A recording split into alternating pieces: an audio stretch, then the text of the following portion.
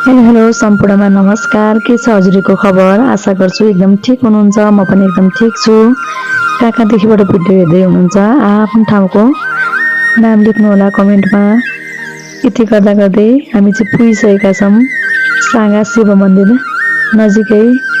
छोटो छोटो क्लिप लिँदै जाँदैछौँ हामी चाहिँ हैन। यति बेला पुग्यौँ। बनेपा हेल्थ केयरको बोर्ड देख्न सक्नुहुन्छ। बनेपा पुगिसकेका छौँ। हामी चाहिँ जाँदैछौँ धुलीखेल दूषित थानी हिमालयन रिसोर्ट। मेरो साथमा चाहिँ हुनुहुन्छ ज्योतिष शिरोमणि हरिहर खरेलज्यू, गुरुआमा, मेरो श्रीमान, मेरो दुईटा नानी, हिरो भाइ आलोक, अगाडि दाइ हुनुहुन्छ।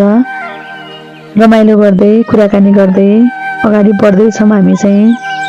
धेरै ठुलो धेरै लामो भिडियो चाहिँ बनाउन सकिन साथीहरू, छोटो छोटो क्लिप खिच्दै गएको छु। यति गर्दै पुगिसकेका छौँ हामी गोदाम चोक। अन्तिमसम्म हेरेर माया साथ सपोर्ट दिनु होला, लाइक कमेन्ट गर्नु होला। जति पनि साथीहरूले मेरो भिडियो हेर्नुहुन्छ भ्युज चाहिँ एकदम धेरै गइरहेको छ साथीहरू, तर लाइक चाहिँ एकदम कम आएको छ। जति पनि साथीहरूले हेर्नुहुन्छ भ्युज सँगसँगै लाइक पनि गरिदिनु होला। यति गर्दै धनेश्वरको गेटको थोरै क्लिप खिच्न भएँ मैले।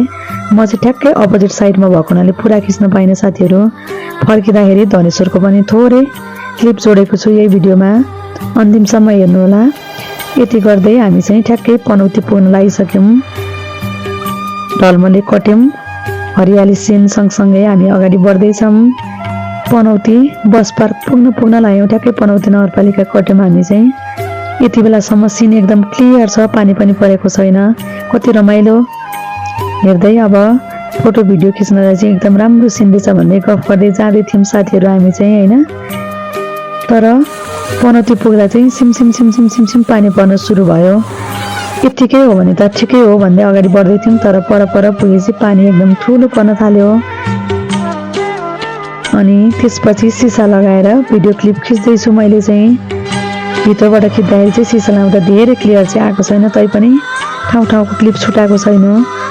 हरियाली सिन सँगसँगै अगाडि बढ्दैछौँ। सुनथानको फाँट हेर्दै एकदम रमाइलो।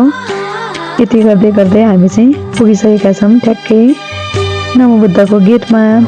नमोबुद्धको गेट कटेपछि हामी कहाँ पुग्छौँ साथीहरू गेस गर्नु त हजुरहरूले। एकदम राम्रो सिन भएको डाँडामा जताततै हिमाल देखिने दूषित थानी रिसोर्ट। ठ्याक्कै त्यहाँ पुग्दा चाहिँ एकदमसँगले स्वर्ग पुगेको अनुभव हुँदो रहेछ। हजुरहरू को जानुभएको छ, जानुभएकोले नै कमेन्ट गर्नु होला। को आउनलाई इच्छुक हुनुहुन्छ गुगलमा हेरेर आउनु होला। यो चाहिँ रहेको छ हाम्रो धुलीखेलमा। हेर्नु त साथीहरू, भन्दै हामी चाहिँ पुगिसकेका छौँ रिसोर्टमा। त्यहाँ पुग्दाखेरि चाहिँ धेरै ठुलो पानी परेको थिएन, ठिकै थियो। हामी पुग्दाखेरि चाहिँ गुरुबा हाँस्दै हुनुहुन्छ, साइडमा हुनुहुन्छ गुरुआमा। म चाहिँ झरेर यसो पोज दिँदैछु नानीलाई खिचिदिनु भनेर होइन। हेर्नु मेरो ताल यस्तो छ, रमाइलो गर्न पाएपछि केही छैन। मेरो नानीले नि यति बेला हाई गर्दैछिन्। साथमा झर्दै हुनुहुन्छ मेरो श्रीमान, नानी होइन। हामी अगाडि बढ्दै माथि जाँदैछौँ। कस्तो होला तलै त यस्तो छ, माथि कति रमाइलो होला भन्दै गफ गर्दै गुरुआमासँगै माथि जाँदैछौँ हामी चाहिँ। मेरो नानी चाहिँ एकदम रिसाएको जस्तो आइ गर्नु पनि अल्छी जस्तो गर्दैछिन्। गुरुआमा भाइ सँगसँगै हिरो भाइ हामी माथि रिजोर्टमा पुगिसकेका छौँ। सिन चाहिँ यति राम्रो कि साथीहरू कुरै नगरौँ, पानी परेर रहेको सिन हुनाले होला एकदम क्लियर छ। एरिया पनि एकदम ठुलो रहेछ। म चाहिँ फर्स्ट टाइम गएको होइन, एकदम रमाइलो भयो। हजुरहरू पनि आउनु होला भन्न चाहन्छु। हेर्नु मेरो पारा यस्तो छ, फेरि नानीलाई हात समाउँदै होइन। साइडको क्लिप थोरै भयो नि खिच्दैछु मैले चाहिँ होइन। अनि हामी चाहिँ भित्र जाम। अब चाहिँ केही खाम भनेर भित्र गयौँ होइन। साथमै चाहिँ हुनुहुन्छ सबैजना बसिरहनु भएको छ। यता हेर्नु न यस्तो छ पारा। हिरो भाइ मेरो नानीसँग के कुरामा बिजी हुनुहुन्छ। म चाहिँ ल हेर्नु नानीले हाई गर्दै धेरै क्लिप चाहिँ खिचेको छैन साथीहरू। मैले थोरै क्लिप खिचेको छु, त्यसैलाई पनि माया गरिदिनु होला। यहाँ चाहिँ होटेलमा बस्नेहरूलाई चाहिँ यस्तो भित्रभित्र यस्तो गाडीमा नि सर्भिस दिनु हुँदो रहेछ। होटेल एकदम ठुलो भएको हुनाले होइन एकदम रमाइलो लाग्यो मलाई चाहिँ, एकदम खुसी पनि लाग्यो। यही आगोमा पोलेको भेज पिज्जा एकदम मिठो भयो। अनि त्यति गर्दै आलोक भाइ र हिरो चाहिँ स्विमिङ खेल्दै हुनुहुन्थ्यो त्यतापट्टि साइडको नि क्लिप थोरै लिन्छु भन्दा म चाहिँ अगाडि बढ्दैछु